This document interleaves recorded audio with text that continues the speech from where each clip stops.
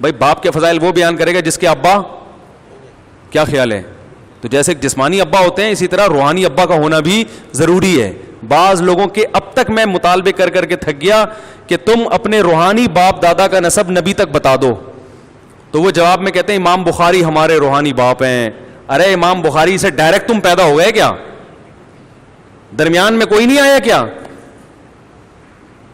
وہ ایک صاحب، یہ ایسا ہی ہو گیا جیسے آپ کسی سے پوچھیں تمہارے ابا کا نام، اب وہ کہہ رہے ہیں کہ نوح علیہ السلام. تو بھائی نوح علیہ السلام تو سب کے ابا ہیں آگے ان کی نسل میں پورا بتاؤ نا. یا یہ کہہ دو ہیں مگر مجھے نام یاد نہیں ہے، تو مجھے باپ دادا پردادا تک نام یاد ہیں. تو یہ جسمانی نسب میں تو یہ چل جائے گا، کس کو یاد ہوتا ہے دادا کا، لیکن روحانی نسب میں ایسا نہیں چلتا. کیونکہ اگر آپ کا سلسلہ سند متصل کے ساتھ نبی تک نہیں ملتا تو آپ قابل اعتماد نہیں ہے، کیونکہ یہ علم کتابوں کے ساتھ سینہ بسینہ چلا ہے. اللہ کے نبی نے صحابہ کی تربیت کیا، یعلمہم الکتاب والحکمہ، نبی صحابہ کو کتاب سکھائیں گے. خود سے صحابہ نے کتابوں سے قرآن نہیں سمجھا، نبی سے سیکھا ہے. تو تابعین نے کس سے سیکھا؟ صحابہ سے. تابعین ڈائریکٹ قرآن و حدیث سے سمجھ سکتے تھے؟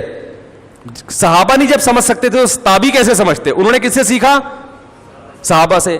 پھر تبع تابعین نے کس سے سیکھا؟ تابعین سے. پھر ان کے بعد تبع تابعین سے. تو یہ پوری سند متصل کے ساتھ آج تک سلسلہ چلا آ رہا ہے. ذرا بھی کہیں ڈسکنیکٹ ہو گیا تو وہ اہل سنت والجماعت سے باہر، چاہے وہ کتنے قرآن و حدیث کے لیبل لگا لے. صرف قرآن و حدیث کا لیبل کافی ہوتا تو اللہ تعالیٰ صحابہ کو یہ نہ کہتے کہ یہ نبی سکھائیں گے ان کو.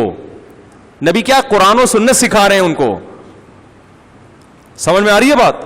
پھر تابعین کو صحابہ سکھا رہے ہیں. امام ابو حنیفہ رحمۃ اللہ علیہ، کسی نے پکار کہ وہ مدرسے میں نہیں پڑھے. بھائی وہ مدرسے میں پڑھے ہیں. مدرسے کا یہ اینٹوں کا نام نہیں ہوتا مدرسہ. مدرسے کا مطلب ان کے مشائخ ہیں جن سے انہوں نے کئی سال ان کے سامنے دوزانوں بیٹھے ہیں، پھر ان مشائخ کے مشائخ ہیں، ان کے مشائخ. اور یہ سلسلہ کہاں سے جا کے ملتا ہے؟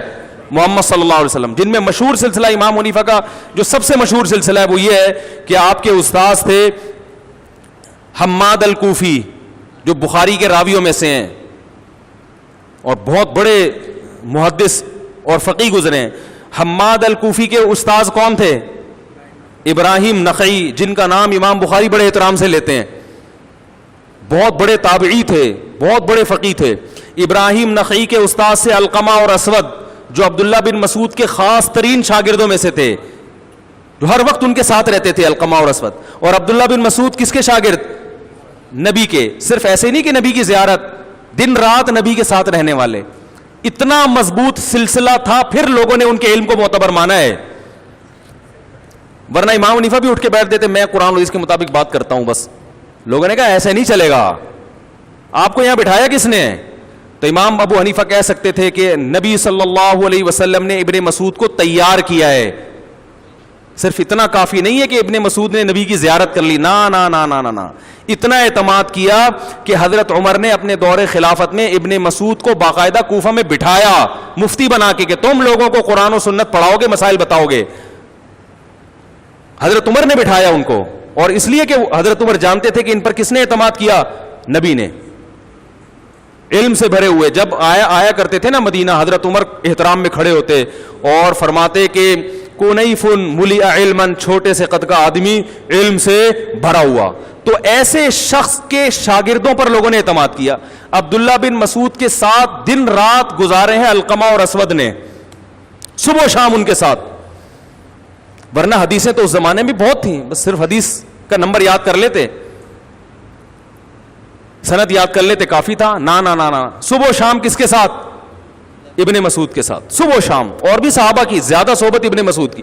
تو پھر علقمہ اور اسود کے شاگرد ہیں ابراہیم نخعی، انہوں نے بہت زیادہ ان کے ساتھ وقت گزارا، ان سے سینہ بسینہ علم سیکھا. اور انہوں نے ابراہیم نخعی پر اعتماد کر کے ان کو اپنا جانشین بنایا، نائب بنایا باقاعدہ، کہ یہ ہمارے بعد ہماری نیابت کریں گے. اور ابراہیم نخعی کے بہت سارے شاگرد، مگر ان میں سب سے زیادہ جو ان کے ساتھ رہے ہیں وہ حماد الکوفی ہیں. تو ابراہیم نخعی کے دنیا سے جانے کے بعد لوگوں نے حماد الکوفی کو نائب کیوں بنایا؟ کہ انہوں نے سب سے زیادہ صحبت اٹھائی ہے کس کی؟ ابراہیم نخعی کی. اور حماد الکوفی کے سینکڑوں شاگرد, مگر حماد الکوفی کے سینکڑوں شاگرد میں سب سے زیادہ صحبت اٹھائی ہے امام ابو حنیفہ نے. تو ان کے جانے کے بعد لوگوں نے کس کو امام بنایا؟ تو یہ سینہ بسینہ صحبت ہے, یہ ڈیجیٹل لائبریریوں پہ نہیں چلتا مدار. نہیں یاری میرا خیال ہے سمجھ. آپ کو بٹھایا کس نے یہاں پہ فتویٰ دینے کے لیے؟ کون ہے جس نے اعتماد کر کے آپ کو سند دی کہ میرے بعد یہ ہے؟ پھر ہم اس سے پوچھیں گے کہ آپ اس کو بنا رہے ہو تو آپ کو کس نے بنایا؟ وہ کہے گا مجھے اس نے بٹھایا. پھر اس سے پوچھا جائے گا اس کو کس نے بٹھایا؟ وہ کہے گا مجھے اس نے بٹھایا. یہ سلسلہ کہاں تک جانا چاہیے؟ نبی تک. آج اس کو ختم کر دیا, بس کوئی حدیث کا حوالہ پیش کر دے, جو مرضی اس کی اٹھا کے تفسیر کرے, لوگ کہتے ہیں وہ حدیث سے بات کر رہا ہے اور وہ پھینک رہا ہے. صحیح ہے نا, وہ حدیث سے بات کر رہا ہے اور وہ. میں مانتا ہوں کہ اس سلسلے میں بہت سے پھینکو بھی ہیں, لیکن پہلے اس سلسلے سے جڑنا ضروری ہے, پھر اس میں پھینکوؤں کو بغیر پھینکوؤں سے الگ کرنا پڑے گا. جیسے میڈیکل کالج میں ڈاکٹر سے علاج کے لیے جو آپ علاج جب کرتے ہو تو اس کے لیے پہلے ایک طبقہ چھانٹی کرنا پڑے گا کہ میڈیکل سائنس سے فارغ ہونا ضروری ہے میڈیکل کالج سے. پھر اس میں آپ دیکھو گے کہ اس میں فراڈی کون ہے اور صحیح ڈاکٹر کون ہے. جو اس سے فارغ ہی نہیں ہوا وہ تو اس کھاتے میں آتا ہی نہیں ہے, تو پہلی شرط ہی ختم ہو رہی ہے. تو جتنے انجینئر, پروفیسر اور اس ٹائپ کے لوگ ہیں وہ پہلی شرط میں ہی اہل حق کی جماعت سے خارج ہو رہے ہیں. ان سے میں سوال کر رہا ہوں, مجھ سے لوگ کہتے ہیں اپنے بزرگوں کو کا دفاع کرتے ہو, لوگ مجھ سے اکثر کہتے ہیں کیا ہو مناظرہ کرو. یہاں ایک صاحب تھے, انہوں نے فتویٰ دیا 3 طلاقیں ایک ہوتی ہیں. میں نے کہا کہ نہیں 3 ہوتی ہیں. تو انہوں نے کہا وہ قرآن ہوتی ہے اس میں. میں نے کہا لے آؤ میرے سامنے, لائیو کیمرہ لگا دو. میں سیدھے لوگوں سے ہی کہتا ہوں میرے سامنے بٹھاؤ, لائیو کیمرہ لگاؤ, میں قرآن و حدیث سے ثابت کروں گا کہ 3 ہوتی ہیں. لائیو کیمرہ میں اپنے چینل سے بھی چلاؤں گا, آپ اپنے چینل سے بھی چلاؤ, کھلی اجازت ہے, کوئی کاپی رائٹ نہیں, چلاؤ. تو جب ان سے میں نے یہ کہا تو انہوں نے کہا پہلے اپنے اکابر پہ آ جاؤ, اکابر کا مناظرہ کرتے ہیں کہ تمہارے اکابر ہم ثابت کریں گے مشرک تھے, گمراہ تھے, یہ تھے وہ تھے وغیرہ وغیرہ. وہ جان چھڑانے کا طریقہ ہوتا ہے. میں نے کہا میں اکابر پہ بھی مناظرہ کروں گا ایک شرط کے ساتھ کہ تم پہلے اپنے اکابر کی لسٹ پیش کرو, میں تمہارے اکابر کی خامیاں نکالوں گا, تم ہمارے اکابر کی خامیاں نکالنا. کیا خیال ہے؟ پھر مزہ آئے گا لڑنے میں. تم اپنے اکابر ہی پیش کرنے کے لیے تیار نہیں ہو تو یک طرفہ جنگ نہیں ہوتی. ایک آدمی کہتا ہے میں ثابت کروں گا تیرا ابا شریف آدمی نہیں تھا, ہے بھائی, تو اس کا جواب کیا ہے کہ میں اس کے ابا کو کہوں گا نا کہ ٹھیک ہے اگر میرا ابا شریف نہیں ہے تو تیرا بھی شریف نہیں ہے, تاکہ بےزتی ہو تو دونوں کی برابر ہو نا.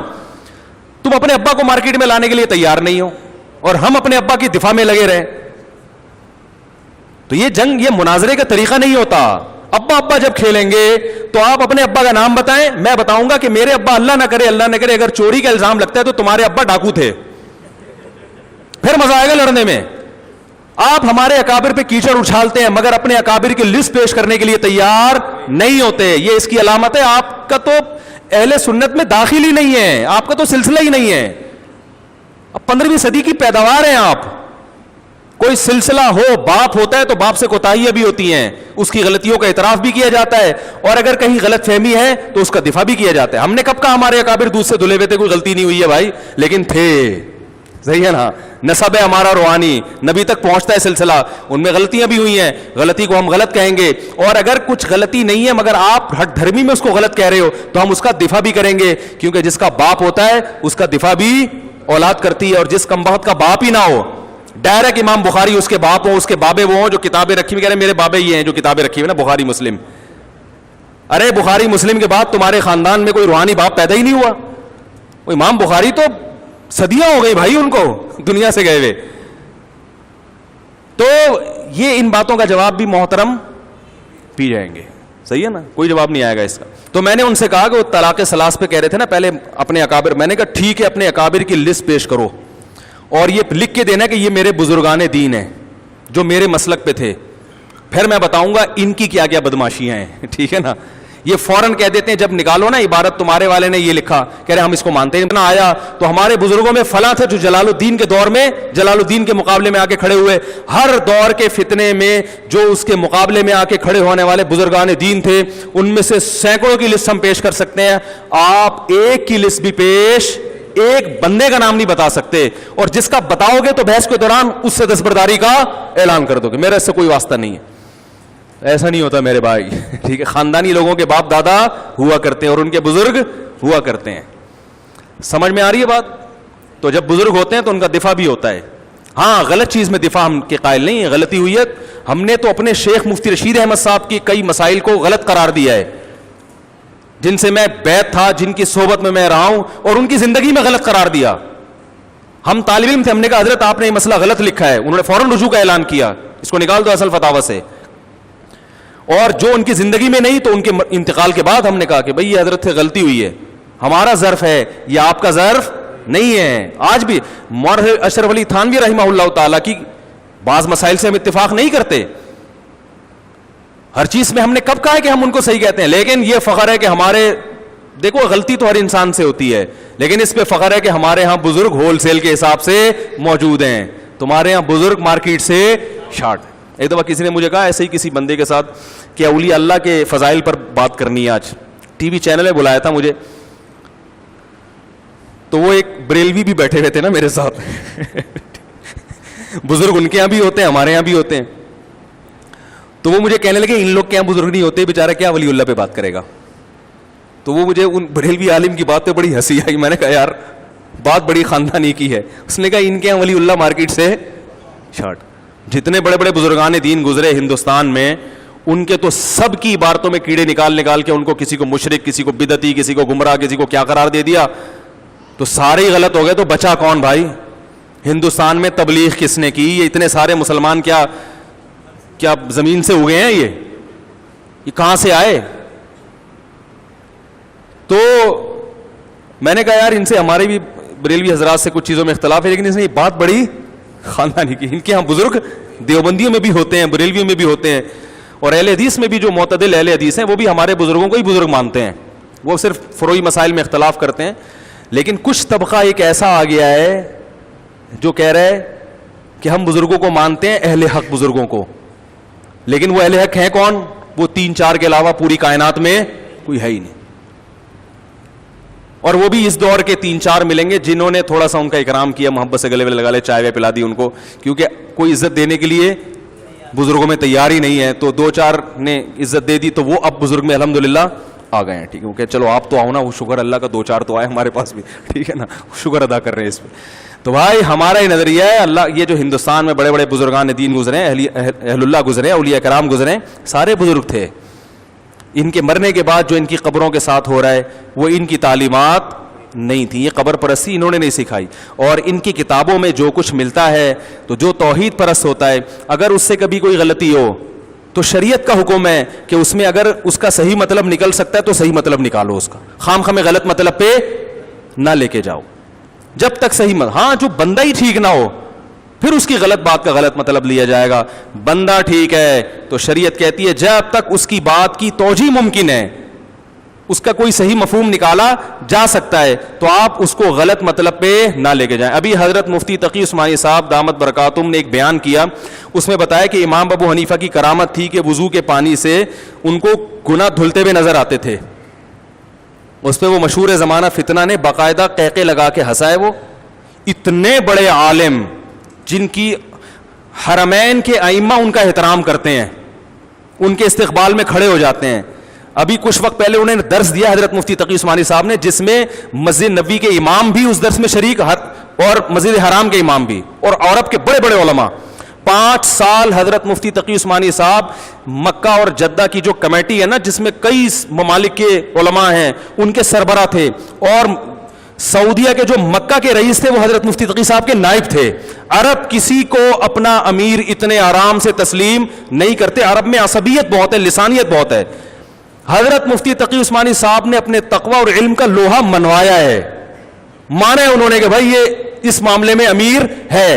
اس کا ایک انجینئر مذاق اڑا رہا ہے اتنے بڑے عالم کا, اور ہنس رہا ہے تکبرانہ ہنسی کے ساتھ. تمہاری اوقات کیا, تم ان کے ٹخنے کے برابر نہیں ہو. اور نیچے میں نے لوگوں کے کمنٹس دیکھے, سب اس کو اپریشیٹ کر رہے ہیں کہ لگے رہو ان مولویوں کو لگام دے کے رکھو. تو بھائی آپ جاہل ہو, یہ کرامتاً ممکن ہے کہ کسی کو گناہ دھلتے ہوئے نظر آ جائے, کرامت ہے. کرامت کی نسبت کس کی طرف ہوتی ہے؟ اللہ کی طرف. تو بہت سارے علماء سے ایسی کرامتیں منقول ہیں. تبھی میں کہتا ہوں سامنے ایک دفعہ بٹھا دو, ایک دفعہ بٹھا دو. میں امام بخاری کی کرامتیں نکال کے دکھاؤں گا. فضائل اعمال کے جن واقعات پر تم ہنستے ہو نا, لوگوں کا مذاق اڑاتے ہو فضائل اعمال کا, میں بتاؤں گا انشاءاللہ فضائل اعمال کی یہ کرامتیں کن کتابوں میں ہیں. صحیح ہے نا؟ ان کتابوں کے مؤلفین کا مذاق اڑاؤ تم, ان میں بہت سے محدثین ہیں, تم نے ان کا مذاق اڑانا شروع کر دیا تو تمہیں بخاری مسلم سے بھی ہاتھ دھونے پڑ جائیں گے. تمہیں پتہ ہی نہیں کم بہت, تمہیں کرامت کا مطلب ہی نہیں پتا کرامت کیا ہوتی ہے. کرامتوں کا وجود تو قرآن سے بھی ثابت. دیکھو یہودی اسی وجہ سے حضرت مریم کو زانی کہتے ہیں کہ بغیر شوہر کے اولاد نہیں ہو سکتی. وہ بھی اسی طرح ٹھٹھا کر کے ہنسا کرتے تھے, یہ کیسے ممکن ہے بھائی بغیر شوہر کے عورت کے اولاد ہوگا ہی نہیں, نہیں یہ زانی ہے معاذ اللہ. اللہ نے دلائل معجزے قائم کر دیے. یہودی آج تک حضرت مریم کو کیا کہہ رہے ہیں,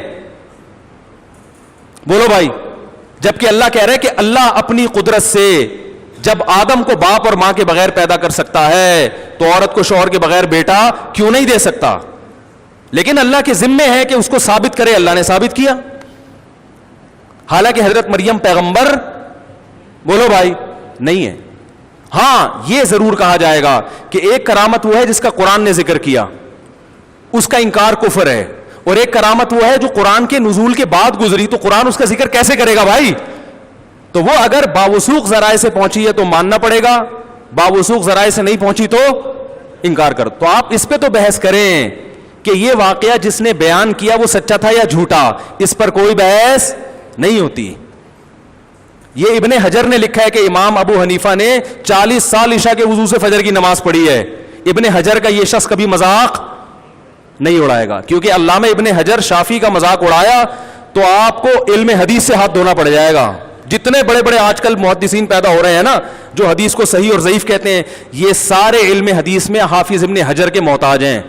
علامہ البانی کی جتنی تحقیقات ہیں ساری حافظ ابن حجر سے لی ہوئی ہیں. انہوں نے بہت کچھ ابن حجر کی تقلید میں کیا ہے. انہوں نے, وہ شافعی بھی تھے, ساری دنیا کو پتہ ہے شافعی مسلک کو فالو کرتے تھے. وہ انہوں نے بھی ایسی کرامتیں ذکر کی ہیں.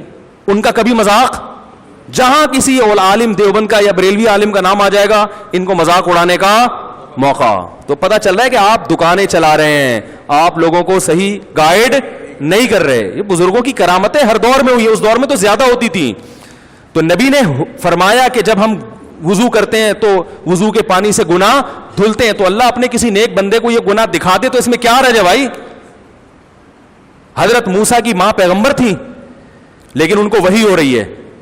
اوحینا الی ام موسیٰ نرضعیہ, اللہ کہہ رہے ہم نے موسیٰ کی ماں کو بتایا, وہ الہام کیا کہ اس کو دودھ پلا. فَإِذَا خِفْتِ عَلَيْهِ, جب خوف پیدا ہونا کہ فرعونی قتل کر دیں گے, فَأَلْقِيهِ فِي الْيَمِّ, دریا کی موجوں کے حوالے کر دینا.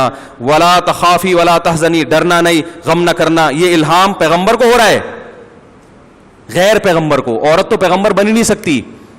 اور ایسا پکا الہام تھا کہ قرآن کہہ رہا ہے اِنَّا رَادُّوهُ إِلَيْكَ, اے موسیٰ کی ماں غم نہ کرنا, ہم اسے تیری گود میں پہنچا کے چھوڑیں گے اور اسے پیغمبر بنا کے چھوڑیں گے. اور پھر حرمنا علیہ المراضع, فرعون کے محل میں دودھ حرام ہو گیا اس کے اوپر. وہ بچے کو واپس گھما کے لے کر آئی, ماں کی چھاتیوں سے منہ لگایا, دودھ پینا شروع کر دیا. اللہ فرماتے ہیں ہم نے یہ اس لیے کیا تاکہ موسیٰ کی ماں کو یقین ہو جائے ان وعد اللہ حق, ان کی اللہ کا وعدہ سچا ہے. پتہ چلا الہام اتنا طاقتور تھا کہ ان کو یقین ہو گیا کہ یہ کس کی طرف سے ہے, من جانب اللہ. تو قرآن سے پتہ چلتا ہے کہ غیر نبی کو ایسا الہام ہو سکتا ہے جس میں اس کو یقین ہو جائے کہ یہ کس کی طرف سے ہے, اللہ کی طرف سے. اگر آپ کہتے ہو کہ یہ الہام کا سلسلہ ختم ہو گیا, اس پہ قرآن و حدیث سے کوئی دلیل پیش کرو. آپ ممکن ہے آپ ایک حدیث پیش کر دو لوگوں کو بیوقوف بنانے کے لیے کہ نبی صلی اللہ علیہ وسلم نے فرمایا میری امت میں اگر کسی پہ الہام ہوتا, محدثون ہوتے تو وہ عمر ہوتے. کیا خیال ہے, وہ کون ہوتے؟ عمر. تو اس الہام سے وہ الہام مراد ہے جس سے کوئی شرعی مسئلہ ثابت ہو رہا ہو. شرعی مسائل اب الہام سے ثابت, بولو بھائی, نہیں ہو سکتی. پوری امت کا اجماعی مسئلہ ہے کہ آج بھی الہام ہو سکتا ہے. آپ خود بار بار کہتے ہیں کہ اجماع یہ حجت قطعیہ ہے. کوئی ایک عالم ایسا نہیں گزرا جس نے اس 1400 سال میں جس نے یہ کہا کہ اب الہام کا دروازہ بند ہو گیا. ہاں دو چیزیں ہیں الہام میں کہ اس سے شرعی مسئلہ ثابت نہیں ہوگا. شرعی مسئلے کے لیے قرآن و سنت دیکھنا پڑے گا. یعنی کوئی کہے مجھے الہام ہوا ہے کہ جی وہ داڑھی کاٹ لوں, تو یہ الہام معتبر نہیں ہے. یہ شیطانی الہام ہے. نمبر 2, الہام جس پر ہو رہا ہے اس کو اگر اللہ کی طرف سے ایسے قرائن مل گئے کہ اس کو یقین ہو گیا کہ اللہ کی طرف سے, تو اس کے حق میں حجت ہے, دوسرے کے حق میں حجت, کیونکہ ہمیں کیا پتا سچ بول رہا ہے کہ جھوٹ بول رہا ہے. تو اگر کوئی شرعی مسئلہ ثابت نہیں ہو رہا, بیان کرنے والا بھی ثقہ ہے اور جس کے ساتھ پیش آ رہا ہے اس کو بھی امت ولی اللہ مانتی ہے. امام حنیفہ کو تو آپ بھی ولی اللہ مانتے ہو, ساری دنیا مانتی ہے. تو پھر بلا وجہ انکار کرنا اور انکار کرتے ہوئے مذاق اڑانا, اور ایسے موقع پہ مذاق اڑانا کہ اس کو نقل ایک ملک کے ایک بڑے نامور عالم کر رہے ہیں جن کو پوری دنیا مانتی ہے, تو یہ آپ کے فرعون اور متکبر ہونے کی دلیل ہے. اور ایسے لوگ جب اوپر جاتے ہیں اتنی اسپیڈ کے ساتھ اللہ ان کو ذلیل کرتا ہے, اور ایسا لگ رہا ہے کہ اللہ نے کرنا شروع کر دیا.